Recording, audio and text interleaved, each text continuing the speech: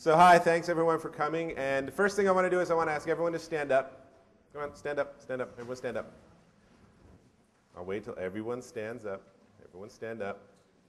Okay, now if you have updated your website in the last, or I'm sorry, if you have not updated your website in the last 30 days, sit down. Okay?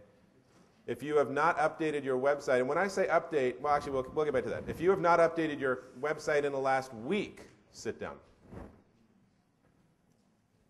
Okay, if you have not updated your website in the last 48 hours, sit down. Okay, now look around. What's wrong with the web today? Everything's old, right? The rest of you actually the rest of you stay standing. So the people that are still standing are theoretically have updated their site in the last 48 hours. Now those of you that have updated it with actual content rather than some sort of database generating new prices or new quotes or something, stay standing and everyone else sit down. So only the people standing at this point should either be walking in the room, and they already know that they'll get in trouble for actually having cell phones turned on, and people that actually have added new content to their site in the last 2 days. Okay? Now everyone can sit down, thank you very much. Let me tell you before we start that what search engines want is new content added to your site every day. Okay? There are other people here that are real experts on search engine optimization and search engine marketing. We'll talk about that. But let me tell you that what all those people are doing, okay, that's an easy 20 bucks. Sorry. Okay, someone accost that guy on the way on. There we go. We'll get his PayPal account. We'll hack it. But what the search engines want is they want to give you the best possible results for any given search. And if you go talk to search engine programmers, you'll find that their definition of the best possible results is good quality, fresh, unique content. That is going to be the cornerstone of what we're going to talk about today. So let me go ahead and jump into my first slide. Is the first thing I want to say, and I'm going to echo at least one other person here, is that blogging is a tool and that what you really need to be a successful business is business basics. I'm always amazed when I come to the Affiliate Summit and talk to people and they think that they can just pick up the 10 newest offers off Commission Junction and somehow add them into their website or get 5 new URLs and throw up these instant websites and that that's going to be successful for them. There are, I admit, a very, very small number of people that have figured that out. And they do the whole arbitrage with AdWords, feeding it to the eBay affiliate program and stuff. But for every person that's figured that out, I've met at least 50 people that have spent a lot of money and gotten negative results. So the first thing I want to encourage everyone to do is to think about this as a business. How do you differentiate from other people? One of the real fundamental challenges with the affiliate space is if everyone in this room signs up as an affiliate for, say, American Express, we are all selling the same product, potentially to the same audience at the same price, and we can't change the offer, which makes it really, really hard to be successful. So one of the things I would encourage people that actually offer affiliate programs, companies that offer affiliate programs, is to figure out how you can help your affiliates be successful by perhaps giving them the ability to package things. If you sign up for this card, you also get this offer. And that's only through me. Right? Now, some affiliates, again, can figure out ways to do unique offers and such. But generally, there's, I think, a built-in dilemma here in the whole affiliate space. And it's something that a number of us have been chewing on my weblog. We'll see that in passing. But I just wanted to start out by really pointing out that a good business is one where you have a sense of who it is and who runs it and who's behind it. And so one of the big buzzwords in the whole blogging space is the establishing credibility and creating a voice. How many of you know who, for example, Bill Gates is? Or Steve Jobs? Or Larry Ellison? Okay? Now, the reality is that these guys aren't actually hands-on micromanaging these huge companies, contrary to what the press might suggest. But what these companies have done and what these executives have done is they've realized that they need to have a face. There needs to be someone associated with the company, or it's just this faceless behemoth. You know, who is Ford? Who's General Motors? Who's American Express? I don't know. I don't know any of the names of anyone at that company. And so what happens is it becomes a company that I don't feel I can have a relationship with, because you don't have relationships with organizations, you have relationships with people. And so one of the things that blogging can really get you, and I don't care if you're a merchant or an affiliate or even just, dabbling in the affiliate space and have a different kind of business entirely, is it can give you a face and a voice into your marketplace. And that's very, very powerful. So let's travel down our little rabbit hole and see where we go. So first thing I want to talk about, and for those of you that haven't yet, this is where you're going to have to start following me. For those of you that haven't yet put your business card, there's a bowl just outside. We'll bring it in a little bit. And what I'm giving away is a copy of my latest book, which is The Idiot's Guide to Growing Your Business with Google, forward by Guy Kawasaki. Guy likes me to say that. And what this book is basically about is findability. And findability is the concept of how easily can people find you when they're looking for your service or product. So here's a great example of this is, and I don't know if the person's present here, in my bag, and I'm sure in your bag, was this brochure for the Bose affiliate program. Is the person who represents this company here? By luck? No. So here's the classic thing that happens with these sort of things, is that they have a really interesting offer, they have really good terms, and I have no way of finding out about it. If they have to put that in my bag, that's a problem. Because what I want to have happen is I want to be able to go to MSN or Yahoo or AOL or Google or whatever search engine I like and search for affiliate programs with noise-reducing headphones and find it. Does that make sense? Even the whole model of commission junction and those is still fundamentally flawed because how would I know that commission junction exists in the first place? Right? How do you get your message out to the larger possible community that you work in? And how many of you, for example, have email newsletters that you use to keep your affiliates up to date? Okay? How do people that aren't yet affiliates know what's in that newsletter? It's not findable. That information, that just absolute jewels of knowledge, that information that could help people decide to be affiliates, you're hiding by the very nature of how you're deciding to communicate that out. And again, with something like this, and we'll look at this again, but I look at the Bose program and I think, these guys constantly have new news, they have new products, they have sales milestones that they make, they have new offers.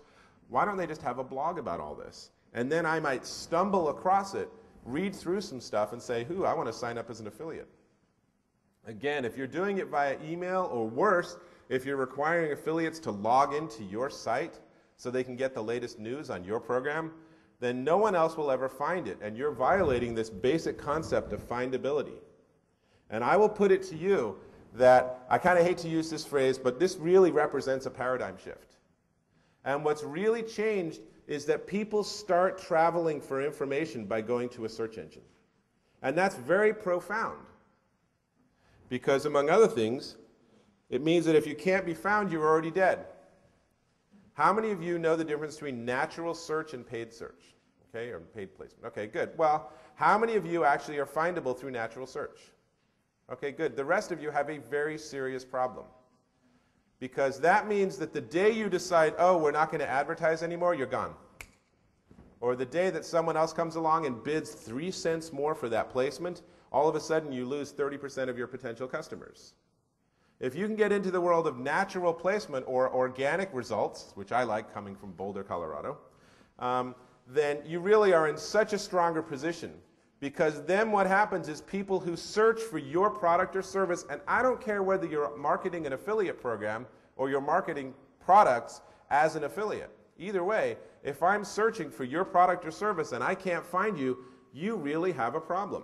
And for most small businesses, I think it's absolutely the case that they're already dead and they just haven't noticed yet. And so what does this look like? It looks like, I better make sure I keep advertising in the yellow pages. Or I better make sure that I have flyers that I put under windshield wipers. Or I better make sure that I somehow incent my existing customers to tell their friends by giving them some sort of a commission. Those are all good strategies. But more and more, you look at the statistics, more and more people are starting online, doing their research, even for offline purchases. Even for things like mountain bikes, right? Physical products that people go to a store and buy, over 50% of people now start out doing research online. A great example of that is with automobiles. Car research sites are huge. Doesn't mean people are going to buy the car online, although eBay Motors suggests otherwise. But for a whole lot of stuff, there's, people want to find it online and do their homework and be at least a little marginally educated, and you can slide into that and then start offering your products and services, and now you have some great credibility. So here's another one. How many people have read the book, The Tipping Point? Tipping Point? Okay, the rest of you really need to go and buy this book and read it. It's very, very interesting. Malcolm Gladwell. His basic premise in The Tipping Point is that we seem to think that we all have autonomy and act based on what we want, but that's not true. What really happens is that we are influenced by a small number of people who are thought and opinion leaders, and they basically tell us what to do. Now, if you don't think that's the case, then look around and see people who are wearing logos, right? Or go over to the Disney marketplace and look at these poor families that are totally exhausted. I was out there at 10:30 at night last night looking in the store, and these people are walking along with their kids, and their kids, I mean, they could be extras in a baby zombie movie, right? It's 10:30 at night. These kids have been at the Magic Kingdom all day. They've been eating sugar all day. I have 3 kids. I know what this is like. And the kids are like, "Can I have this, Mommy?" You just need the little blue face paint and stuff. But it's the whole thing is like, they're all really, really focused on buying this stuff because someone somewhere has suggested to them that it's cool. It's billions of dollars play on this game. And I will go further than what Gladwell does, because I will say that I see it as a pyramid, so that there's the huge unwashed masses, if you will. I guess I can get away with that. No one's recording. Oh, we are recording. Oh. I didn't say that. We'll edit that out in the mix. Okay. So there's the masses, and then there are these influencers, and then they themselves are influenced by other people. And so when you actually look at this, it's really a pyramid shape. And so, for example, with technology, Walter Mossberg is the most influential technology critic and analyst in the world. He writes for the Wall Street Journal, and if he mentions a company or if he mentions a product, then you can watch over the next month or two as that works its way down the food chain. And one mention from him can make a huge difference in that company's success. In the same way that people like Rush Limbaugh have huge credibility for his audience, and Dr. Laura has huge credibility with her audience. You might not be part of these audiences. Probably you aren't. But nonetheless, they have millions of people, and that's why when they actually have ads, their ads are them giving a testimonial about something. And that's why that's powerful, because of this whole concept. And yet, how many of you feel that you have a better month than the previous if you got more traffic to your website? Okay? Isn't there a little dilemma here? Because to my way of thinking, if I'm trying to sell a product or service, I don't want to have lots of traffic. I want to get the right traffic. Right? I want to get to those influencers. I don't necessarily want to get to the entire unwashed mass. And the reason that's important is because one of the first objections people have when we talk about blogging, when I consult with them, is, oh, well, but most of our audience don't read blogs. And it's just like, okay, but it doesn't really matter. Because if they're NASCAR fans, they probably read this magazine. And the guy who writes for this magazine reads all the blogs because that's where he comes up with his ideas. And so then they might not directly read that blog, but indirectly they'll get the information that you convey. So there's one thing to think about. And here's another one. Is your homepage is obsolete? This is something, if there are any web developers in the audience, I know right now you're like gritting your teeth and you've got little white knuckles and you're like, oh, we'll talk later. But here's the problem. The problem is that web developers think of this as like this nice tree structure, right? And you've seen these presentations that they make before they give you, a bill for $150,000. And their whole logic is that someone starts on your homepage and then they navigate around to the place they want. But that's no longer relevant because more people come to your site by doing a search. And search engines no longer index websites. They index web pages, which means that on just about every website I've ever looked at the statistics for, there are specific pages in that site that get a lot more traffic than that homepage does. So when you go back to your company or when you bring up your laptop right now and you look at your website, answer the question, does every page on your site feed back to the right places? Does it convey the right message? Does it give people the right options so that however they end up on your site, they can navigate around? You'd be surprised how many sites, for example, you get to a press release and there's no link at all on there. It's just an endpoint. It's like, you know, there's no navigation, there's nothing. It's just a press release. And it's like, okay, I suppose you could have come from the homepage, contact us, press room, press release. But I start out here, so I don't know how to get anywhere else, so I leave. So every page, not just your homepage, every page is part of your online marketing. So this changes your marketing and your sales. Now I'm going to try to speed up a little bit because I really want to talk about and show you how blogging works.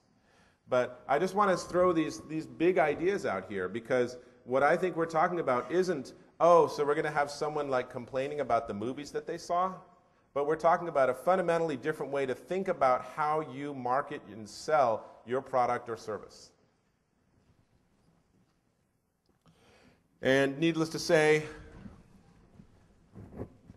don't forget about the offline world when you're working online. It's another one of these things where it's like, how many companies don't have URLs on their products? How many people have business cards? Well, first off, how many people have business cards? Second, how many people have business cards that have put it in the bowl at the back so they could get a free copy of my book? Oh, I have one second. But everything you have, physical, every reference you have, everything needs to be pointing back to your online, and every page on your online site needs to be promoting your product, your service, your company. It's all a big closed loop. And once you start forgetting that, then you have a real problem. And here's another issue, is that when you're looking for new employees, some companies are really getting this, and what they do is they post on their blog their wanted jobs. You know, we're looking for someone to come and run our affiliate program. Now you can do that in stealth mode. I knew I'd have to eventually use that hand. And maybe you'd get a very small pool of people from the, sort of the insiders. But there might be someone that really wants to jump into that space that has incredibly great experience that would never be part of that mailing list you'd use and might never be known by that given headhunter. But you go out and put it in the public, and now it's just like, oh, well, you know, I think I will apply for that job. And it flips around the other way, too, as if you're looking for a job, you need to be more visible. I mean, talk about the importance of findability. How important is it for you to be findable if someone at some company is searching for someone with your credentials and expertise?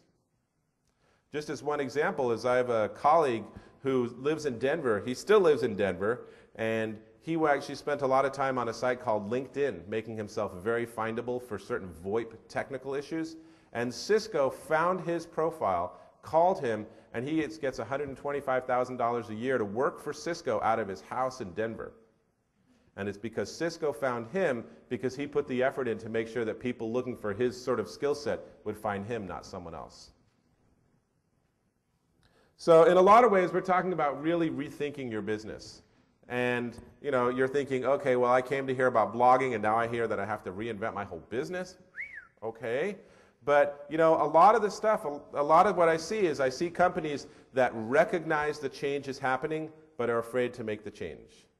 And if there's one thing we're seeing about the second wave of this sort of dot-com bubble, which I think is where we are now, is that there are a lot of companies out there taking a lot of risk.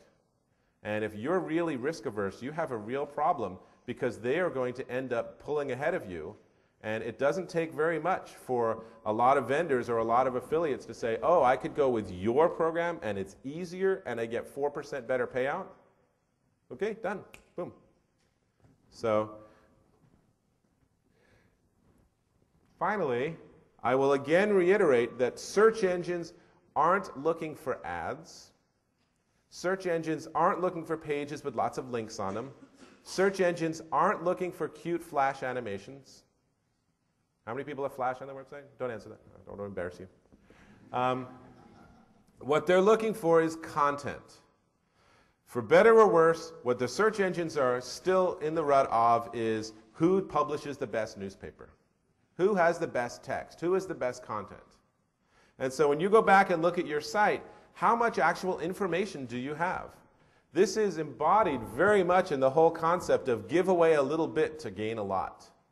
And I see so many companies that you have no idea what they're selling because it's all these coy 5 things that you'll get, little bullet points and little testimonials. And it's like, okay, fine, but let me read the introduction before I make a purchase decision.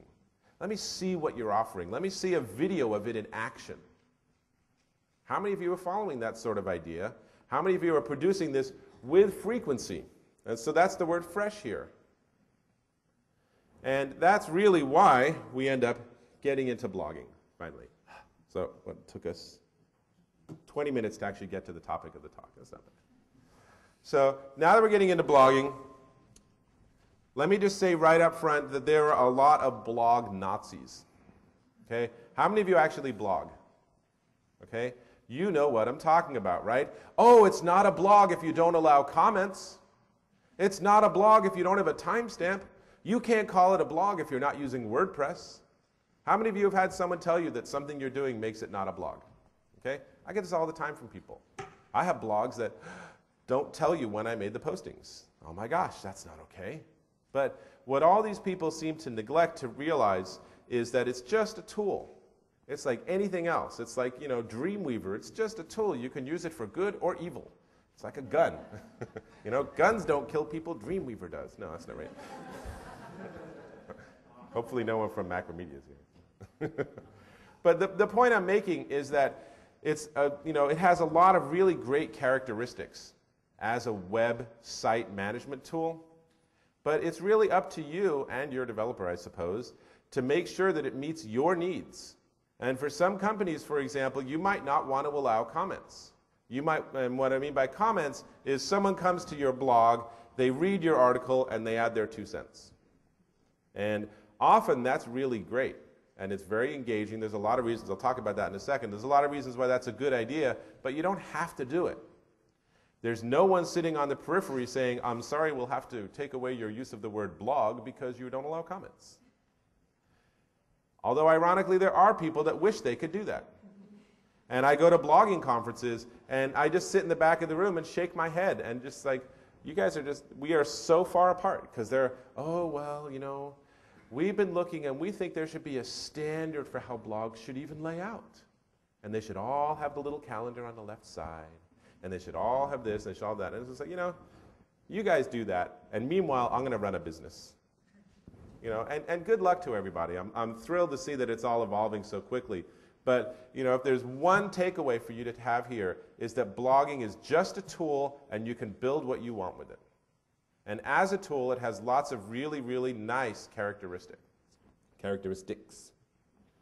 So here are some things I really like about blogs, is that it is much cheaper to build a blog than a website. And this is particularly important if you keep launching new websites for new product lines, or maybe you're an affiliate coordinator, and so each time you get a new vendor, you give them a new area. Well, maybe there's other ways you can do that. And if it's cheaper to build, that means it's faster to turn around. And I will quote my esteemed colleague, Mark Widower, who's sitting right here in the front, who told me last night when we were talking that, that you can quote me that pretty good is better than perfect. Thank you. I just wanted to get that right. And, that's real important, because one of the things that happens when you start thinking about a website, and you have a website developer, and you have a usability team, and you have all this, and you have legal, and you have all these people that have to approve this big, sophisticated thing, is that nothing ever happens. I have watched companies spend years trying to get websites out the door. And you know what happens in the meantime? Their competitor gets something out the door in 3 weeks. It doesn't look great, but they refine it successively. And so one of the huge things that happens is, now that we're all in the online world, is that everything's liquid. How many of you still think of your website as the sort of digital version of a print brochure? And you have to get it perfect before you launch it, because, once it's in print, we got it for a year. Right? A lot of web developers encourage this. Well, we'll work on your site, and then we'll come back in a year and give it a facelift. Okay, well, what if I want to just work on it the whole year? Oh, well, that's a different story.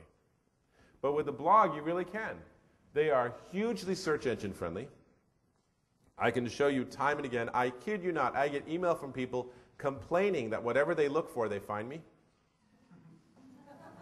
I rarely complain about that personally, but, The fact is that, again, the whole world of search engine optimization, in a lot of ways, I think, is one step behind the search engine. It's this game of leapfrog, right? So the search engines tweak their algorithm. Google does a Google dance, for those of you that know that terminology. I always think of like all these really geeky, smart guys from Stanford. It's a Google dance. Yeah. See, it's all on video. This is just terrible. I know that's going to be on YouTube tomorrow. And so Google makes some tweaks to its algorithm, and by the way, they use at least 200 variables to decide what page should be number one on a given search, and I'm just talking organic. I don't care about paid. I'm not interested in paid. I don't do any paid at all. Doesn't mean it's not a good way to do things, but I'm much more interested in how do you get that natural organic result. So they do a change, and then you hear all the people, and I was talking to someone from Commission Junction. They were saying that every time Google does a dance, they can see this tier of affiliates just drops. Right? Because they're just desperate to try to figure out what Google's doing and what Yahoo's doing and what MSN's doing so that they can always be on the top. So then what happens is that they make these tweaks to the algorithm, and then all the SEO people that are really smart in the background stealthily start working on different tricks. And some of them get really good results, and then they have a couple of months where they have really great traction, and then either A, they decide they want to capitalize on it by writing ebooks or telecourses about it, so then everyone does it. Or B, one of the sites just catches on and says, oh, that's what they're doing, click. And then everything recalculates, and then they're not down to their regular state. So the whole SEO world is always one step behind trying to guess and catch up with what the search engines are doing. Does anyone fundamentally disagree with that statement? Okay, clearly we have no aggressive SEO people in the room. That's good. Instead, I will suggest to you that by blogging, what you can do is you can be ahead of the curve. And this is what I've found, is that if you can just try to say, where is the search engine trying to get to, as opposed to what are they doing to tweak their algorithm so that I can squeeze my way in again, then you suddenly change the whole thing changes. I'm not saying you shouldn't be doing SEO, because I think you do need to be doing at least best practices. But if you can just do it once and then focus on building content, you really are doing what Google and Yahoo and MSN wants, because you're producing fresh, unique content on the web, and that's what they're trying to find in the zillions of pages that they have to go through for every given search. So I will tell you that the bloggers I work with and the companies I work with that blog, they find it takes a couple of months usually to start to get out of this sandbox and to start getting some good visibility and some links from the rest of your community. But if you really plug away and produce good quality content, they start to find that they get better and better search engine results, and they're not paying anything to anybody, and they're not doing any SEO anymore. It's all just because they're doing what the search engines are trying to get to. So every time Google does a Google dance, you actually do better, not worse. Boy, that sounds nice. I'm sure the affiliates in here are saying, man, I'd kill for that. Well, no one has to kill anyone. Maybe that guy who had the cell phone ring. No, that's different. Kidding. They're easy to manage and they're fun. So here's another issue, is that how many times do you actually enjoy working on your website? I have a great time with my blogs. I actually have 3 active blogs, one of which my wife and I write on parenting. And man, that's really fun because I could just pontificate. Is that part of my business? No, it's not. That's fine. That's why I have it as a separate site. But it's fun. It really makes it really easy. And I've been doing websites since '95. I did some of the earliest websites back when I could email the person who had written the web server so we could figure out why things didn't work. That's how far back this goes. But when you have a traditional website using traditional tools, you sort of get it good enough and you stop, because it's the hassle. And adding a new page means you need to go and you need to add links on all the other pages, and you need to update your sitemap, and you need to make sure that all the links are spelled correctly, and so you don't. But with a blog, all of that tedium is done automatically. That's 2. It's $40. We're working our way up here. This is cool. Maybe even more important is that you actually get to establish a dialogue with your customers. And this is hugely important. I went out to dinner last night on the kind graces of Yahoo, right? So they paid to fly some people out here. They paid for a private room over at the Fulton Crab House, and they sat there and wined and dined us. Why? Because they wanted to hear what we had to say. Now, if you wanted to do that for, oh, I don't know, the top 150,000 of your customers, that would be a pretty expensive proposition. But if instead of having focus groups that, by the way, tend not to actually give you good results anyway, there's some real interesting science behind that, if you just simply said, we're going to have an area of our website where we want you to respond, and we're going to tap into a cultural phenomenon, if you will, that basically is a two-way dialogue, then that becomes something that's a very, very interesting proposition. Even if you wanted to stick with your regular website, you love your web developers, everything else that I've said, you're just like, yeah, whatever, that's fine. But now, how do you get your customers to talk to you? So many, I mean, it's just fascinating. I'm walking around the hallway here, and I'm hearing affiliates talking to affiliate managers saying, you mean I could call you? Really? Because I've always assumed that I can't talk to you because I just get in trouble. Well, and the affiliate manager's like, you know, down on his knee, please call me, please. I don't know how to make you successful unless you communicate with me. And if you're not successful, guess what? We're not successful either. And that's a huge issue. And so how can you encourage that sort of dialogue? And, you know, one of the great ways to do that is with a blog. And I'll tell you that, you know, establishing a dialogue means allowing them to add comments. Now, there aren't always going to be positive comments. And that's something I'll talk about again in a second, but you know, you have a decision you have to make is, do you want to leave negative criticism out there for the rest of the public to see? So we'll come back to that. One of the things I really love, and I'll show you in a minute how I do this, is that you can schedule things to be published in the future. So I will bet that most of the people here that are blogging don't even know their tools can do this. So I took my wife and family to Hawaii for most of April. By the time we got on the plane to go to Hawaii, my blog had articles scheduled to post every single day we were there. So what does that mean? That means that I continue to teach the search engines to visit me every day. Another benefit. So just as a quick aside, I use Google as my example. I think the other search engines all fundamentally work the same. Google visits your site every 90 days. If your site hasn't changed in that 90 days, then it will visit you in another 90 days. Why is that a problem? Because the next day you announce a new product. And now you have 89 days of no sales because the search engines don't know that your product exists, because they're not going to visit for a long time. And people looking for that product or service on the search engines can't find you. So you have lost sales, and you can't speed that up except if you change your site. And so the way they do it is, if they come back in 90 days and it's changed, now you're on a 45-day cycle. If they come back in 45 days and it's changed, now you're on a 22-day cycle. And on and on and on. You can slice it down to where the search engines visit and re-index you every single day. And if you don't think that's valuable, it's because you're not actually announcing anything on your site. So now let's say you're an affiliate, and you just find out about this great new promotion. And you've taught the search engines to come to your site every day. And so you blog about this new credit card offer from Chase that's really cool, and it turns out that it comes with a free Mickey plush. Whatever, we're at Disney, so. And so do all the other affiliates. They go and they dutifully add it to their little index on their web page. Well, their sites don't get indexed more than every 2 or 3 weeks. But yours gets indexed every day. So the next day, someone's Googling or using Yahoo to look for a cool Chase offer for Disney, and you're right there. So you can have a tangible positive result by having taught the search engines to visit you more frequently. And by scheduling publications in the future, you could do that without having to actually write every single day.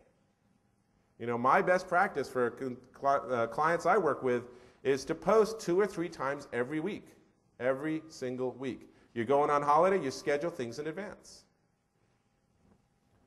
And finally, the thing I really like about comments is other people refresh my pages and produce content. I can show you pages that I have that go on and on and on with hundreds of comments.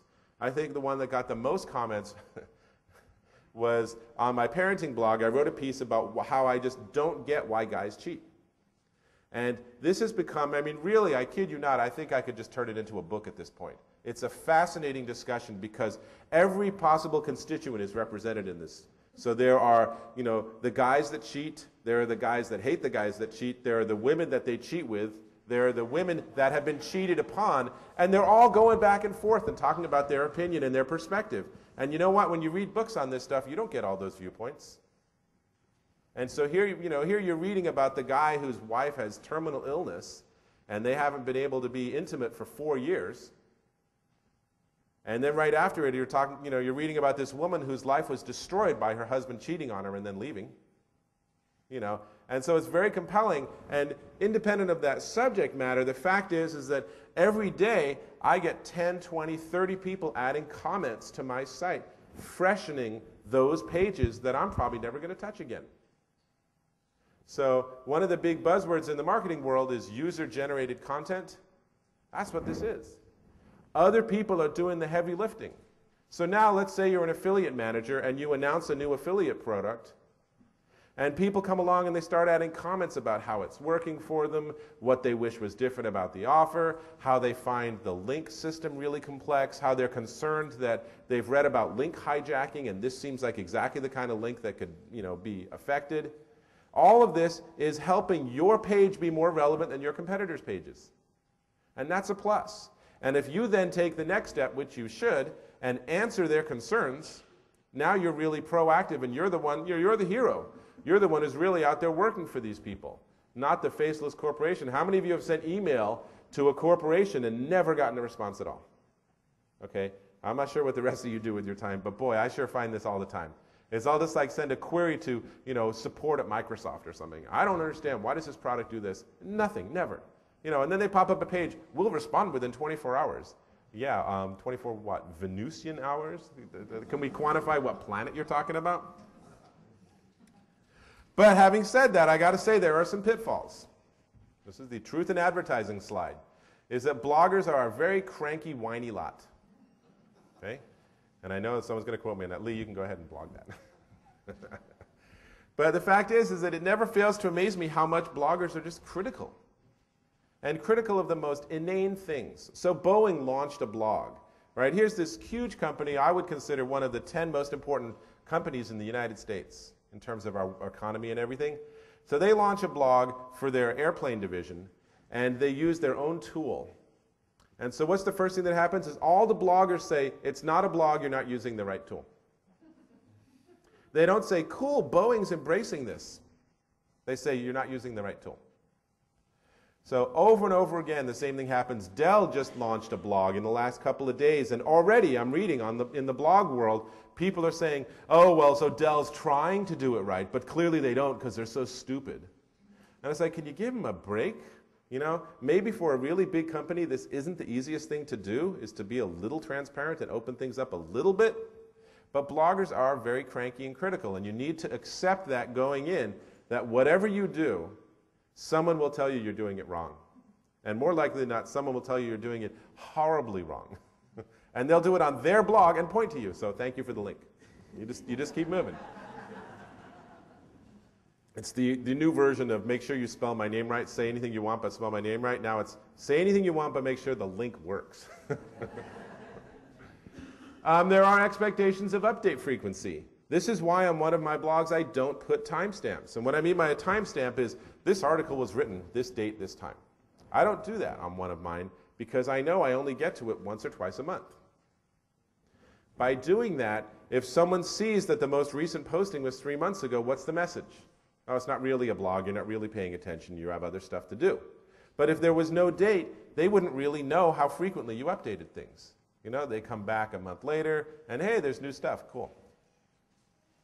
So again, there are bloggers who will say that that's not good. And saying too much, here's another one, is that if you have people in your company that you empower to blog, you probably want to give them some basic guidelines. This is the same as being at the bar at a trade show.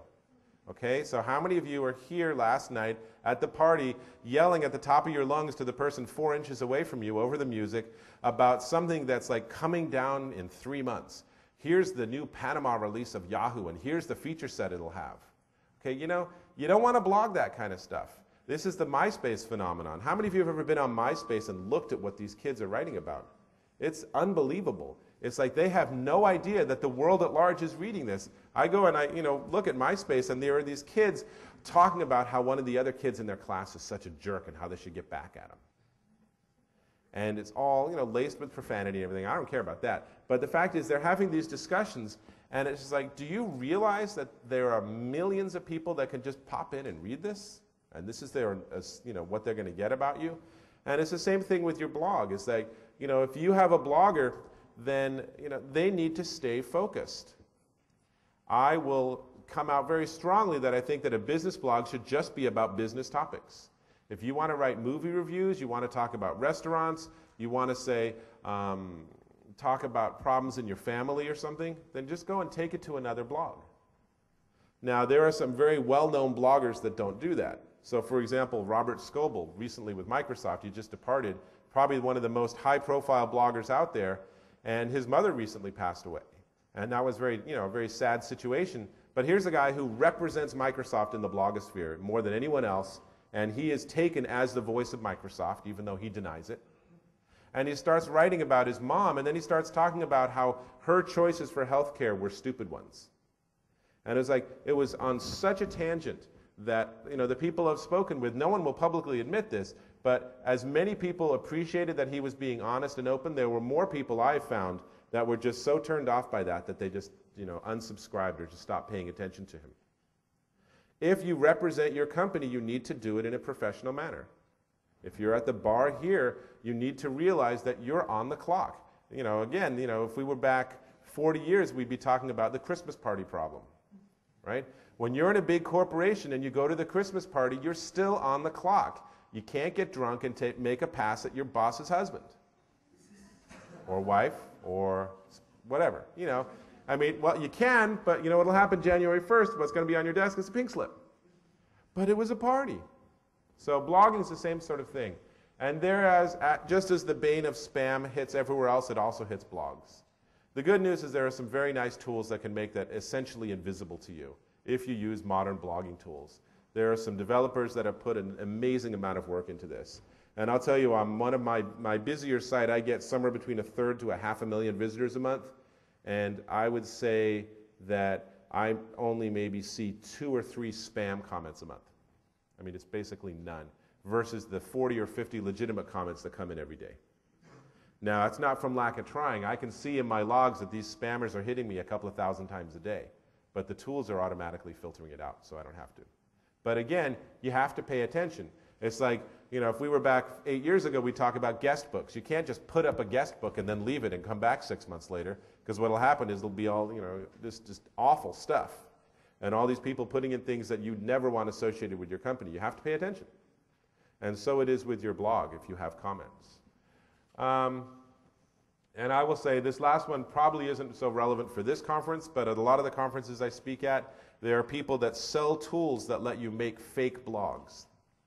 So that, you know, you like steal content from other sites, or you tap into RSS feeds, and then this automatically produces things that look like your own blog content and slip in your own affiliate codes. And the fact is, I call that digital pollution. And if that works today, it won't work tomorrow, because that's the opposite of what I'm talking about, which is figuring out a tool that lets you produce good quality content with frequency. That's just garbage. So don't use those. You can ask me afterwards if you have questions about that. So, recommended blogging techniques. It may be the case that I said you can do anything you want with the tools, but let me just say that there are some best practices. I do think you should allow comments. I do think you should have an authentic voice, and what I mean by that is actually give someone that job, or do it yourself, put your picture on the blog, and just be yourself. You know, none of this, well, our corporation believes. It's just like, I think, and it's much more personable, and it's much more engaging for people. And that's what this is about. This is about putting a face on your company. It's about engaging your potential visitors and potential customers and turning them into customers, whatever it is you're trying to sell them or convince them to do. I think you should identify your bias in relationship. I'll be showing you an example in just a second, and you'll see how I do that. But this is a classic thing, is that if you actually are an affiliate and you're writing about a product, tell us that you're an affiliate for that product, so that when we read that, we know. So how many of you realize if you read something like PC World or Mac World that they don't publish bad reviews? Okay? I was reviews editor at Advanced Systems Magazine in San Francisco. It was an international computer publication. And I'll tell you, we had the same policy. If our reviewer didn't have something good to say, we would just find a different review to put there. That's really, really important to know, because that means that these reviews aren't untainted, right? Because then one of the pressures that happens is, well, we have 8 pages of editorial to fill, and we have 9 reviews. Let's make sure we find something good to say about this. It's not a bad thing, but you need to know they're doing it. It's like the automotive section in the newspaper is just a perfect example of this. The automotive section is paid for by the advertisers, and if they write anything bad about any car, then the local Chevy dealer pulls out. And so the automotive section is not, and there's no content there, it's just ads. It really is, even if there's someone writing about it. Establish credibility. Again, if you know your subject space, then talk about that. Share your knowledge. And this is something that a lot of individuals and entrepreneurs have a hard time getting. It's like, oh, well, why would I give away any of my knowledge when I can sell it? Because you can sell a lot more effectively if you give away this much to sell that much. Write about what you know, share testimonials. Here's another great one, is how many of you get testimonials from customers and just basically just circular file them? And where did we put testimonials? We have our page of testimonials up. Well, as you get testimonials, add them to your blog. People love the sort of verification, and it lowers the friction of the transaction by you saying, here's what Joe just sent in. We released this new product, and here's what he just said, and here's our comment on what he's saying. Really, really powerful stuff. Follow your industry and market news and stay focused. Again, if you're writing something about the music industry, just write about the music industry. If you want to wander a little bit afield, if you want to review the latest Pirates movie, then at least write about the music in the movie. Because people come to you expecting some sort of focus. You see this in magazines, right? There are very few magazines that cover everything, from teen lovelorn advice to how to get your cell phone's ringtone to work. Right? There are very few magazines that are that broad. Magazines tend to focus so you know what you're getting, and so they can appeal to a certain demographic. Well, blogs are the same way. The blogs that I like the least are the ones where they think they can write about everything in the whole world, and they have no authority on any of it. So that's enough. Let me show you a little bit, since it's much more fun to see things than to talk about them. Let's see. So let's see. Here's my business blog, and here, if you are so inclined, here's a piece. Maybe affiliate marketing isn't such a good idea after all. You can see here that I am trying to use the best practices. I have a photograph, I have a little bio. This establishes credibility and gives me a personality, and now you feel like you know who I am, more or less. And then here, down here, you can see this one does have a date and time, and it shows you that there are 4 comments. Okay? Now, again, for those of you that might have discussion forums, if you have an article that you post that has 4 responses, in a forum environment, that looks like it's not very popular. But on a blog, having any comments at all means that you're popular. So, same traffic level, all of a sudden now you have a way of making it even appear to be more popular. So, that's very cool. And let me show you the back end of this is that I have a single unified interface for all of my websites because I'm using the same blogging tool for them all. And in fact, my sister's website, which is Art Dolls, is also here. And she has a separate account. So what this means is that if you're an affiliate manager, you could actually give different affiliate merchants or vendors that you work with, they might have separate areas. And you have this sort of super control over the whole thing. So we go to Ask Dave Taylor, and I'm just going to actually just step through to have them preloaded. And here are the entries that I have. And here's what I want to point out, is that I have entries scheduled for the 18th, 19th, and 20th of this month already. Why? Because I'm taking some time off again. So I'm starting to write ahead. That's what I'm talking about with the schedule. Can you see what I'm talking about here? Like I clicked on my own Google AdSense ads, now what? And that's scheduled to show up on the 18th. I'm done. I don't have to think about it again. The software itself will automatically do all the work. And the one with a little pencil next to it, how do I improve my email newsletter deliverability? Well, that's what this looks like. So now, finally, we're looking at a blog entry from the back end. And if you've been thinking this sounds really hard and complex, it really isn't. If you've used a web-based email program, and I'm sure everyone has, that's about as complex as this gets. So the way I have mine configured is I have a title, I have the entry is the question, and then the extended entry is the answer. And then I have some categorizations. And by the way, the categories that I use are based on keyword research. So when I talk about search engine optimization and such, I do use SEO, but I don't use it on a daily basis. So that's why when I say cell phones, it's 2 words, not 1 word. Because cell phones, 2 words is searched for about 10 times more often than with 1 word. And so here's what it looks like. So I have my answer goes on for a couple paragraphs. And let me scroll down and show you this. This is something that actually I had someone else write most of this. So that's even nicer, is I got someone else to do it. And assuming it's all working right.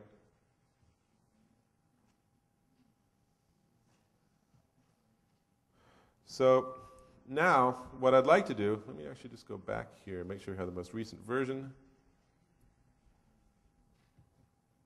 is I'm going to go ahead and publish this. Now, I want to show you that this article isn't on my site. So the most recent piece that I wrote on this particular blog is about NASCAR. Okay? And now I'm going to go back and I'm just going to go ahead and publish this. So again, I want to show you versus emailing a Word document to your webmaster and hoping that they'll get to it. We're going to just go ahead and publish this, and let's just make sure.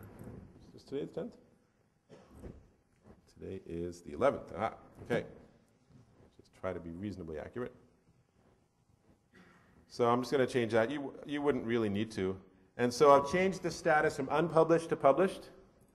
Then I'm going to push this button. Now let's watch what it does. Now you should be thinking, how do you add a page to your website currently? Okay?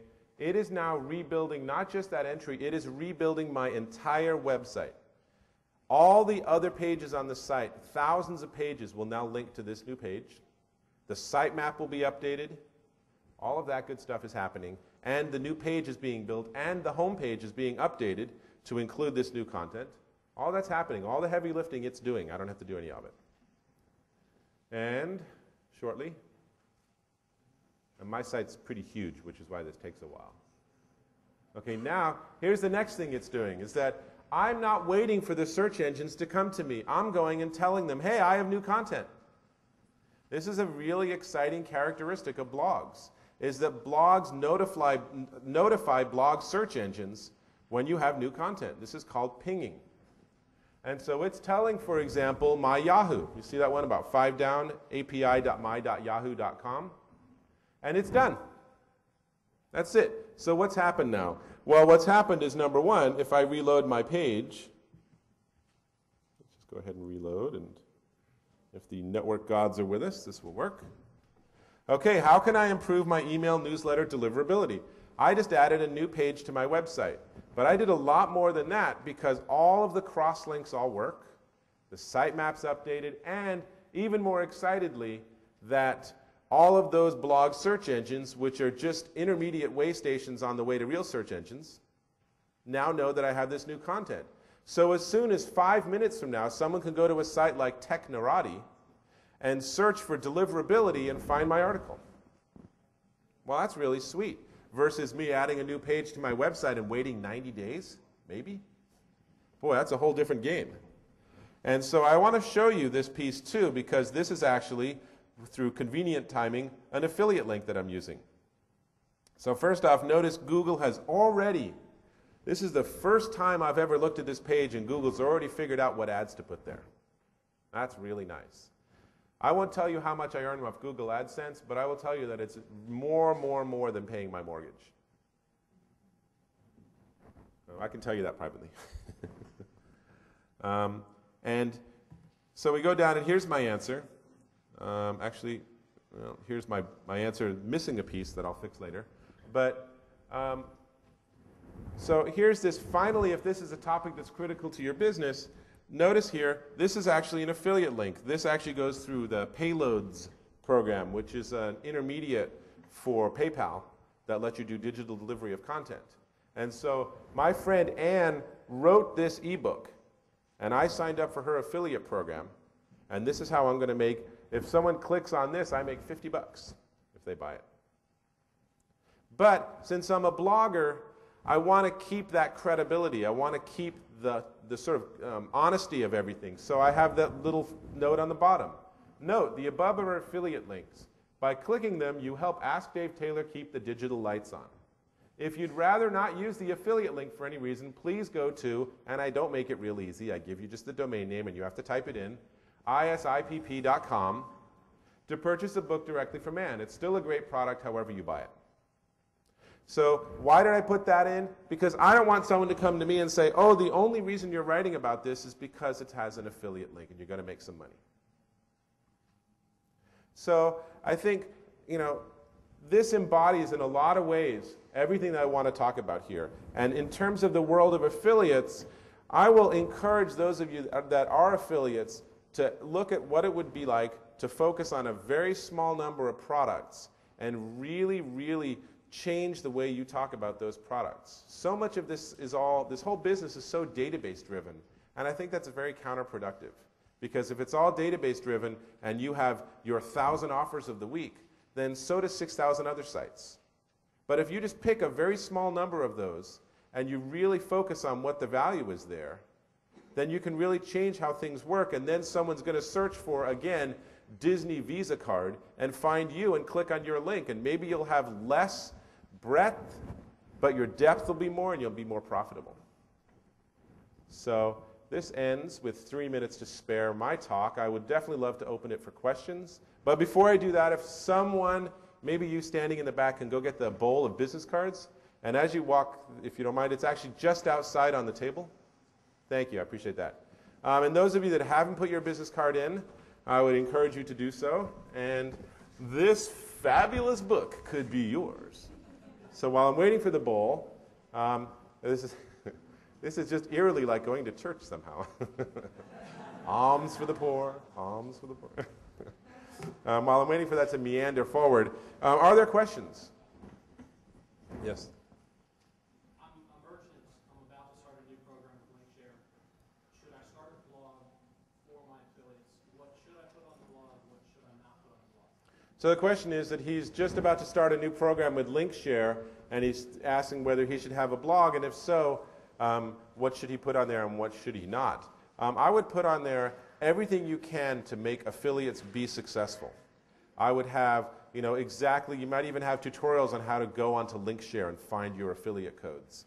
And I would have any information you can offer that will help people learn how to actually be successful as affiliates. If you have collateral and information, I love the idea of like going to Commission Junction or LinkShare, finding a vendor, figuring out what link to click, seeing the creatives, clicking a button, getting the text. It's like, that's way too much work.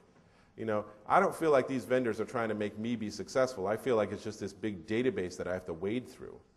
But if you can turn that around and you can say, here's our program, here's our product, here's the latest news, here's what we've just announced the new version of, and here's why it's exciting. And the more you can do that, number one, the more you empower your affiliates. Number two, the more they have a feedback channel for you, because they can say, you guys, I don't understand. You keep innovating in this area, but none of the people I talk to care about that area. What about this area? Why can't you do something there? And further, the third thing is that the people that aren't yet affiliates can then find you. But at what point is it saying too much, especially if your competitors find that blog? Well, the competitors will find your blog, but odds are pretty good they already know everything about what you're doing.